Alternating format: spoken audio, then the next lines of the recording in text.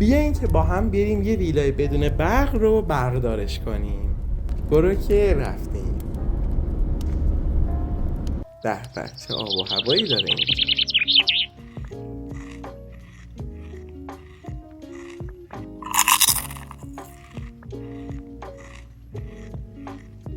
پرس سیماشون رو با دستگاه هیدرولیک کاپشو نمره 10 براشون داریم انجام میدیم. نصب سرسیم یا وایرشو برای ورودی سانورتر پرسش میکنیم.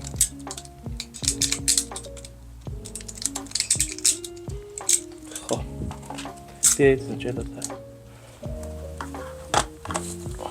ورودی باتری سانورتر هستش.